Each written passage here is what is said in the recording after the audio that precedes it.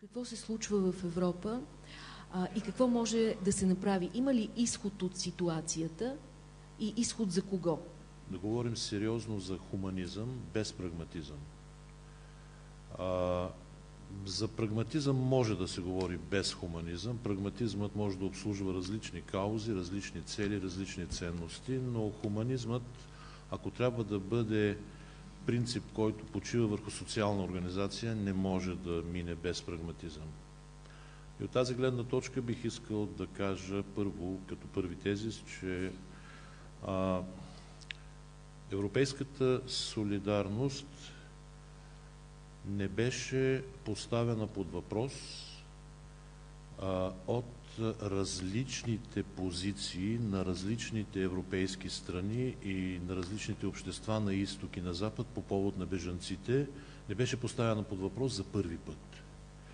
За първи път европейската солидарност в рамките на бежанската криза беше поставена под въпрос от невероятния институционален срив на институциите на Европа. Милиарди, десетки милиарди евро бяха изхарчени през последните десетилетия и половина, 2 десетилетия, за да бъдат изградени системите за сигурност, свързани с Шенген и с Фронтекс. Начинът, по който тези системи, те не рухнаха, те просто не заработиха да рухнат, показва, че тези, които са изхарчили тези пари, които са били оторизирани да организират тези системи, просто не са свършили нищо. Означава, че просто се е въртяла една празна мелница с много приказки и с много пари и в крайна сметка тогава, когато е дошъл момента, в който тези системи да заработят наистина ефективно, те на практика бяха блокирани и отказаха да функционират напълно. Някой би казал, добре, ти какво предпочиташ? Да бяха работили ефективно и да бяха спрели бежанците да не влязат в Европа. Дали аз предпочитам това или не е друг въпрос, но искам да обърна вниманието ви върху факта, че именно поради блокадата на тези системи за сигурност, които в крайна сметка са институционалните предпоставки за Европа като единна общност, или част от институционалните предпоставки, стотици хиляди хора, бежанците, бяха принудени да вървят пеша повече от 1000 километра от гръцките острови, от гръцка територия, през цяла източна Европа, докато стигнат до центъра на Европа, до Австрия, до Германия, някои от тях до Швеция. Няма европейска солидарност. Съвсем очевидно няма. На ниво Европейска комисия, на ниво Европейски парламент няма такава солидарност. Има непознаване на въпроса, има неумение да се предложи работещо решение, има ужасно много лицемерие. Ужасно много. От повече от година говорим по темата, поне от началото на моя мандат в тази институция. Участвал съм, може би, в стотици такива дебати, които винаги завършват с декларация, която призовава някого за нещо. След това се повтаря наново. А сега в конкретния случай. За мен има съществен проблем в това случващо се да бъде наричано бежанска криза, защото не е бежанска. Ако наречем това преселение на хора към европейския континент бежанска криза, тогава трябва да наречем бежанска криза преместването на всички хора от всяка война в Европа. Всеки, който иска да отиде в Германия или в Швеция, трябва да приемем, че е бежанец. Аз мисля, че това просто не е така. Бежанският статут се дава въз основа на някакви основания. Той се доказва, той се иска и се получава. Не може и не е редно по подразбиране да кажеш, че всеки един, който идва на европейския континент е бежанец. Това означава всички хора, които участват във всички войни по целия свят, да могат да искат легитимно да живеят в Германия или в Швеция. Ако света приема такава формулировка, добре. Но това противоречи на международното право и на българското законодателство. За мен кризата категорично не е бежанска. Категорично. На второ място. Какво се случва всъщност? Случва се геополитически сблъсък, резултат от който е преместването на големи групи хора от Близки изток, от Северна Африка в Европа. В този геополитически сблъсък има замесени много държави. Много. Те гонят своите геополитически интереси. Те са свързани предимно с това да овладеят нови територии, да прекъснат или удържат газови и петролни коридори, да овладеят или отнемат газови и петролни находища. Замесените в тази ситуация, Сирия само, са Катар, Саудитска Арабия, Съединените американски щати, Русия, Иран, Турция, Израел. Мисля, че не пропускам никой на този етап. Тези държави воюват и се борят за своето надмощие, за да спечелят или загубят определени геополитически предимства. А този, който плаща сметката, е европейският данъкоплатец в случая, Европейския съюз. Защо се случва това? Защото Европейския съюз е икономически гигант, но е военно геополитическо джудже. Европейския съюз няма адекватни сили да се противопостави, да реагира по никакъв начин на каквато и да било заплаха. Няма такива сили. Няма въоръжени сили, няма сили за бързо реагиране, няма общо решение, което да организира каквато и да било съпротива на какъвто и да било външен натиск, без значение откъде идва. Да започнем с това, че аз явно трябва да очаквам подарък от дядо Коледа. Аз вярвам, че много от арабските пролети започнаха в Твитър. За да се позиционирам, познавам някои от хората, които ги започнаха и също знам, че някои от тях сега са мъртви. Моята позиция спрямо този дебат беше, че ако говорим за солидарност, трябва да говорим за самите нас. До момента не сме казали нищо за самите нас. Солидарността е едно такова нещо, че ти припознаваш себе си в другия. Не може да работи по друг начин. И за момента говорихме за данъкоплатци, за евра, за разни сриващи се институции. Всички тези неща са така. Но е интересно, че според мен, и аз очаквах на този дебат да говорим за хора.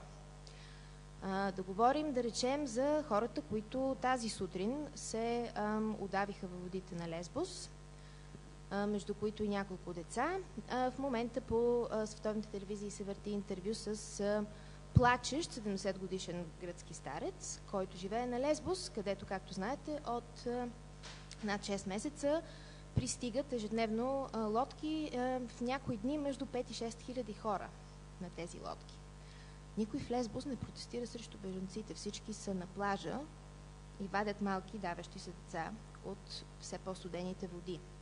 Този човек, преди малко го гледах, каза, преди да тук каза, аз съм на 70 години и виждам как пред мене във водата се давят хора, които можеха да са моите синове и внуци.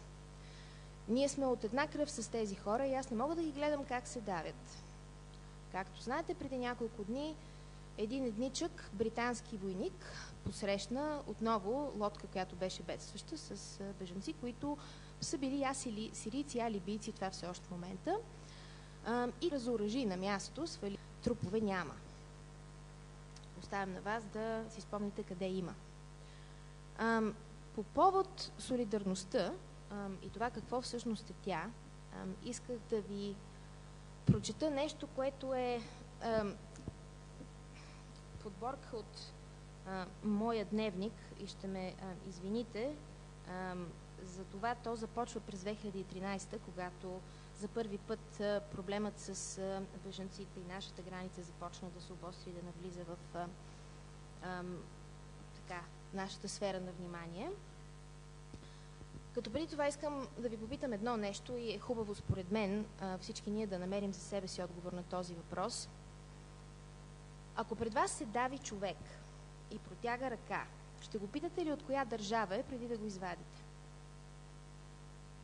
И ако да, как ще се реагирате вие, ако вие се давите и някой ви пита от коя държава сте? В Сирия, само в смисъл, аз не съм съгласен с господин Джамбански, че това в Твитър, арабската пролет. Системните нарушения на човешките права в арабски свят доведоха до избухването на протестите. Системните нарушения. Службите за сигурност в арабски свят бяха гръбнака на управлението. Само ще ви дам един пример. Една година преди 2011-2010 диктаторът в Тунис, откъдето тръгна арабската пролет, той имаше 5 дъщери и един син. По случай рождения ден на синът му на Бен Али, той освободил 1600 затворника с криминални деяния от затвора. Ни дам само малко по-далече от микрофона, защото се цялата икономика на Тунис бяха в ръцете на жена му. В Сирия от 63-та е било положение. В смисъл, колкото искат, без съд, десетки химелос да питат защо. Затова това за мен не е това не е наша тема. През тия години европейските държави и Запада въобще поддържаше тесни връзки с всички арабски диктатори. Приоритета на Запада не беше демокрация.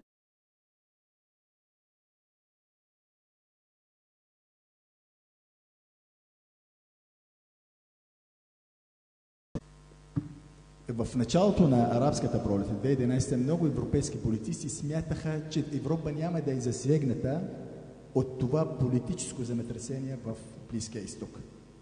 Но това се оказва, че е грешно. Ето бежанската вълна. Ние сме с Европа, като ви казах, съседи. И когато пожара в къщата на твоя съсед гори, или когато къщата на твоя съсед гори, ти трябва да очакваш огъня да стигне до твоята къща. Или поне да усещаш горещината. Европа вече усеща тая горещина. Преди един месец слязох с малката долу и седнах в градинката и две възрастни жени обсъждат различни въпроси, между които и бежанците. Едната каза, повече от бежанците са терористи. В същия ден група български интегранти в Европа. Аз първо не знам на какво се базира тяхната увереност, с която дори службите не могат да се похвалят. И зададох този въпрос. Дали тези обикновени, тези възрастни жени са манипулирани, дезинформирани, или тези страхове са реални? И ако са реални, са повече с културен характер или социално-икономически? Преди да отговоря на този въпрос, искам първо да кажа, че понякога умишлено се смесва от политици и в медиите между два термина – икономически имигранти и бежанец. Първо. Второ, често се гледа на бежанците. Извинявам се. Често се гледа на бежанците не като на хора, които... телефоните. Да. Които имат нужда от помощ, а се говори за тях в трето лице и в цифри. Затова част от хората гледат негативно на бежанците. Но да говорим дали за тия за страховете. В България държавата планира да приема 1200 бежанци. Според смисъл това държавния план. Но въпреки това, в една бедна държава, като България, страховете на хора повече са културни, отколкото социални, като трябва да се очаква от социални или икономически. И аз питам тези хора, как може 1200 човека да ислямизират една държава или да сменят демографския характер на обществото? Добре, Нидал, изчерпахме тези 5 минути. Да, последно, да. В Словакия по същия начин. В смисъл това, когато казаха, че те искат да приемат 200 бежанци, но ако те са християни.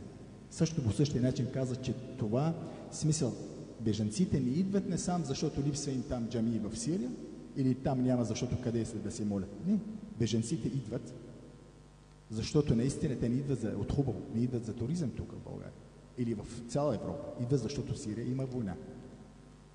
Но посрещането на бежанците тук не решава проблема. Смисъл, бежанската криза в Сирия, в целия този район е в резултат от войната и от конфликта. И докато има конфликт там и война в Сирия, бежанците ще продължават да идват насам. Тогава Европа има интерес, за разлика от САЩ и Русия, защото бежанците не ходят нито в САЩ, нито в Русия. Идват главно в Европа. Аз лично не виждам възможност да дебатирам това дали ако видя давещо се дете или какъвто и да е човек, ще му подам ръка. Значи, аз това няма да го дебатирам. Мога да дебатирам нещо друго, а именно, че стареца, който днес е подал ръка на давещо се дете в Лесбос, при настоящите така създадени условия и от силите в Близкия изток, и от силите и институциите в Европа, ще принудят този старец много дни занапред да подава ръка по този начин и за много дни напред деца да бъдат застрашени от удавяне в тези лодки. Аз лично дойдох тук да дебатирам това. На мен ми се струва саморазбиращо се, че всеки човек, който претендира да е малко от малко етичен или нравствен, когато някой се дави, ще му подаде ръка. Така, Огнян Минчев казва, че ако продължи това подаване на ръка, всъщност проблема се задълбочава. Правилно ли разбирам?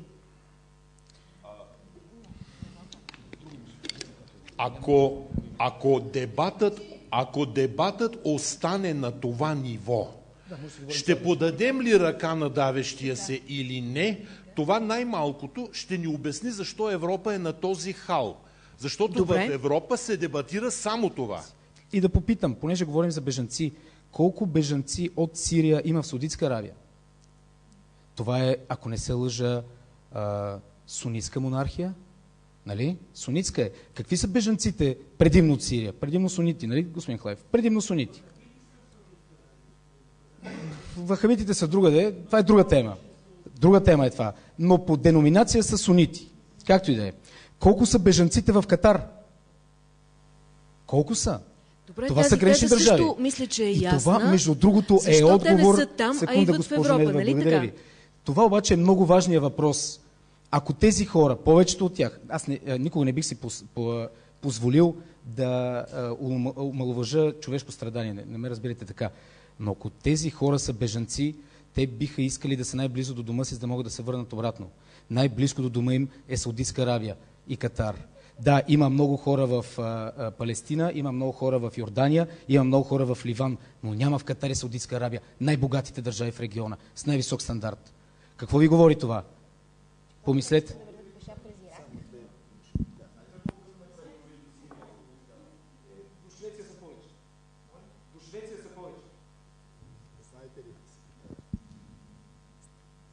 Смисъл може до сутринта да обсъждаме кой е виновен и кой не е виновен. Основните въпроси, ние трябва да намерим ефикасна политика за справяне с бежанската криза. Основните въпроси днес: до кога Европа ще посрещне бежанци, колко тя може, до кога може тя да сдържи и как Европа да прави баланс между своята ценностна система, изградена върху хуманизма. Аз в 2012 бях в Турция. Това означава една година след избухване на протестите в Сирия. Броят на сирийските бежанци тогава в Турция беше 8000. В Сирия хората се надяваха тази война да свърши бързо. Аз да ви говоря. Имаха някакви пари, работа и домове. В момента нямат работа, нямат спестени пари. Броят на разрушените домове в Сирия е 1 100 000. Разрушените домове. Но най-важно е, че сирийският народ в момента няма надежда, че тая криза скоро ще свърши. Хората търсят спасение. Много хора ме питат защо мъже пътуват. Това аз да ви отговоря защо мъже пътуват, смисъл по-често. В Сирия в момента мъжете между 20 или 19 и 45 години, ако ако си на фронта, разберете, че много младежи, много семейства предпочитат да изпращат децата си в чужбина, отколкото да ги изпращат на фронт да стрелят, например, своя съсед. Има десетки хиляди семейства в Сирия, които са загубили по 2-3 деца. Второ, докато войната свърши в Сирия, защото смисъл главно, бежанците, които идват в момента са от Сирия. Интересно, данните на Държавната агенция от началото на тази година, Държавната агенция тук в България, 91% от бежанците са от 3 места. Сирия, Ирак и Афганистан. 91%. Това значи това конфликтни зони.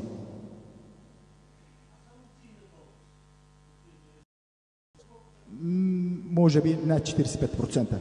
Да. Но също в Ирак има война. Аз тук не искам, аз съм от Сирия, но в Ирак също има война и в Афганистан. Но не е това. Искаме как да намерим смисъл. Според мен трябва Европейски съюз да намери, и това имаше преди 2 дни има интервю с немският социолог Йорген Хебермас. Той каза, че европейските държави трябва да развиват по-ефикасна политика, особено от Франция и Германия за справяне с бежанската криза. Въпросът е какво е по-ефикасна политика? Ефикасното, според мен, първото нещо е създаване на преразпределителни центрове, в които да знаеме междувременно кой е беженец и кой наистина е емигрант. И ще ви кажа, от 93-та, само последно това, от 93-та до 2015 броят на подали молби за закрила в България 45 000. От 93-та до 2015. И 20 000 молби са прияти, 12 000 са прекратени и 7 000 са получили отказ. Смисъл, когато има такива центрове, ама това временно решение, докато такива държавата може или държавите от Европейския съюз могат наистина да вземат мерки. Добре, че аз бях в Унгария в края на септември, когато унгарец е много състрадателен, много държи на правата на човека, много европейски гледа, може би ви е странно, но е точно така. В Унгария има много малцинства, за всичките малцинства има самоуправление, имайте предвид, и тези самоуправления и българите го имат, които вече не знам, 3000 може би останах. Дори българин беше държавен секретар по въпросите на чужденците в Унгария, които живеят. Значи, какво видях там? Бях няколко пъти на келети. Не можех да пристъпя към тях, но всеки ден имаше протести. Между другото, до сега Унгария предава националната телевизия всеки ден от всички граници, абсолютно всички граници, и от нашата, представете си, ние не виждаме какво става. На нашата граница. Те знаят. И аз вечер го слушам по унгарската телевизия. Тук това го няма. Тая тема, която е такава силна тема, най-силната за Европа, тук я няма. Ние си говорим колко души сме тук. Та тогава на площада Келети, Гаровия, 3 дни поред ходих. Не може да си представите как тези имигранти, или да ги нарека бежанци, или да ги нарека, се държаха с тези, които идват да им помогнат. Унгарците поставиха, снимала съм ги, 2 казана с топло ядене, 1 за децата, чай, кафе, сандвичи сутрин. Хвърляха ги по тях и на мен на главата ми попадна. Уверявам ви, хвърляха ги. И когато една жена се беше отделила, защо го правите това? Ами каза, превежда ми до мене, друговерци сте. Така че има един момент. Мога ли да кажа и друго нещо? На границата си хвърлиха 2 деца през оградата, за да предизвикат съжаление. 1 на 5 години, 1 пеленаче във Вързоп. Те им ги върнаха здрави, повити и всичко. Има такива лица. Вечер на телевизията от преките предавания се виждаха как малки, по-малки такива момчета, които за мен са момчета, правеха така на екрана, знака на...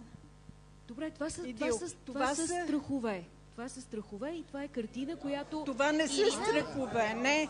Това е реалност и това е нагласа... Иринче, това е нагласа срещу... Това настройва, разбираш ли? Това е много важно. Освен това, имах и разговор с един интелигентен мъж, който остана в Унгария. Последно. Много работи мога да разкажа, но последното е с този човек, който е хирург. И каза, вече с него поговорихме повече, остава в Унгария, защото се страхува, че много отиват към Германия, той няма да се справи и се предава в лагер, регистрирал се и всичко. И аз го попитах него. Имам пряк отговор на това, защо хората хвърлят сандвичите. Моя колежка беше доброволец на келети през цялото това време. Сандвичите бяха със свинско месо. Всички знаем, че нали, все пак има един такъв момент. А да приемат на сила нещо, което... Ами знаете ли, в Саудитска Арабия, ако сте жена, не можете да работите. Повечето от тези сирийци са светски хора и биха искали да продължат да се развиват така. Вие, ако сте жена, ще избягате ли в Саудитска Арабия? От наша гледна точка, не казвам за госпожата, не съм била в Унгария, не мога да кажа за там какво става въпрос. Тези хора, които в момента са в Унгария, може би част от тях са били преди това тук, не знае точно как се случва канала.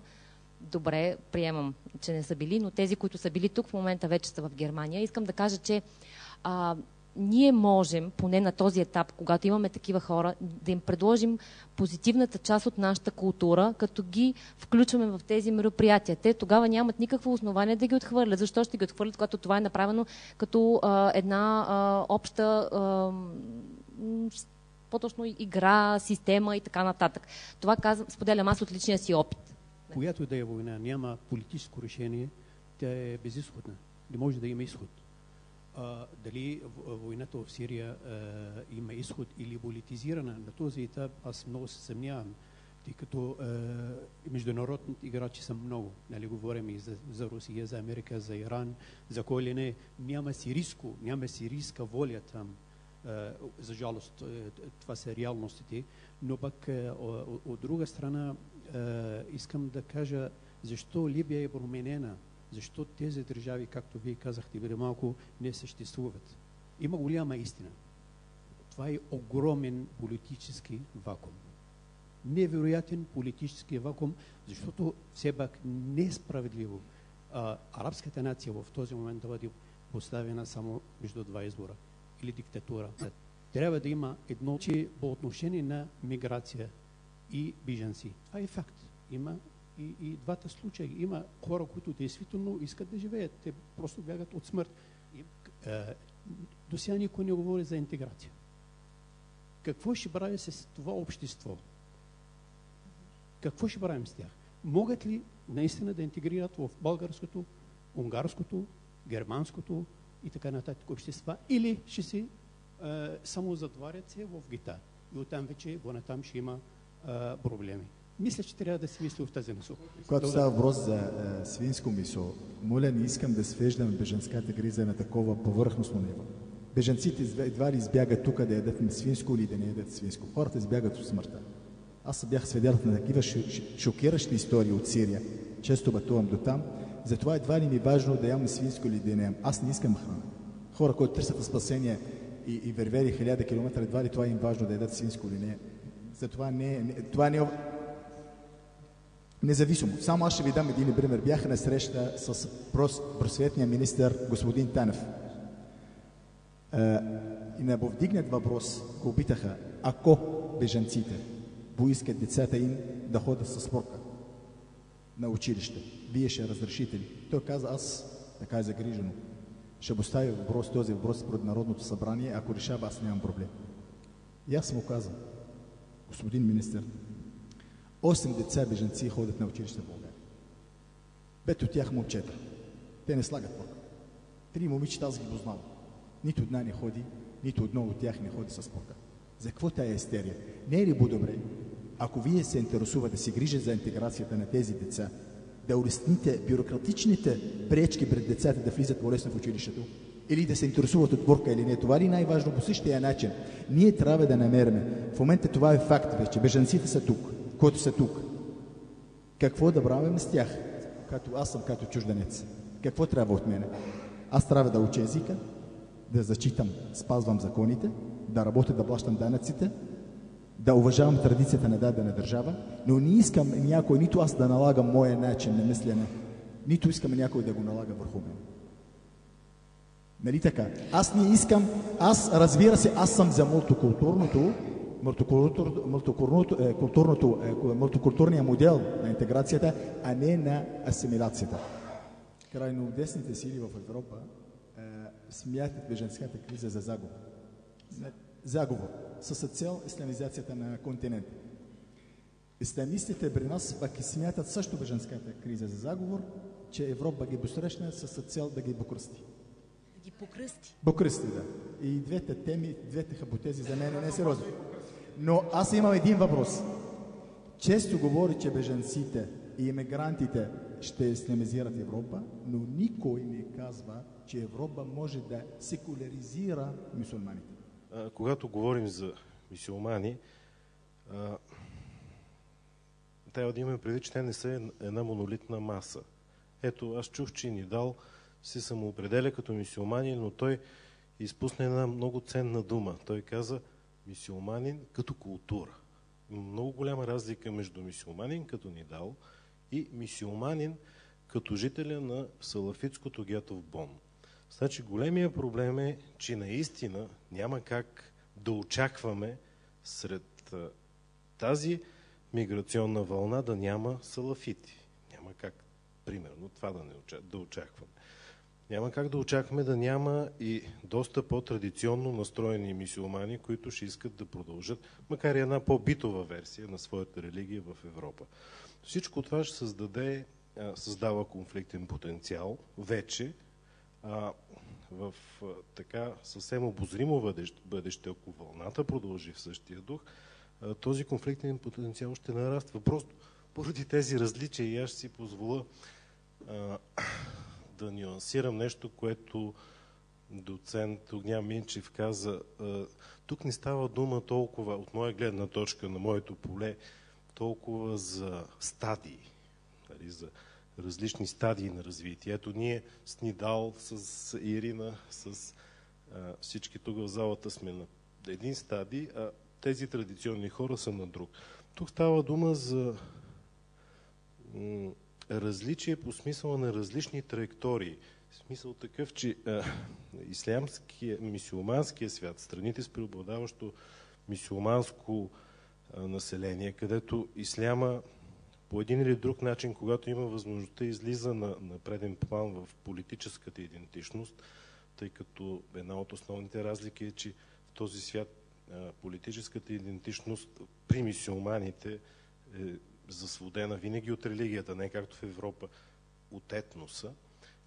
И въобще различията са много, но става дума не за стадии, а за паралелност. Става дума за различни траектории. Не за паралелност, а за различни траектории. Но това е в един много така стилизиран план. Като някакъв коментар, нали? Ако трябва да се върна в началото, избягвайки кратки отговор, ще кажа да, конфликтният потенциал в това отношение на миграционната вълна е наистина голям. И тези неща... Значи, тук аз бях притеснен в началото на дебата, защото ние са така пред дилемата, за която аз писах още септември в Капитал, не прави ли на въпроса за или против бежанците? Не може да бъдем против хора, които трябва да спасим. Затова ми се видя, нали, даже малко се изнервих от началото на дебата, но сега стана интересно. Не вярвам някой в залата да вдигне ръка, че е против, ако трябва да спаси някой. Това е безсмислен дебат.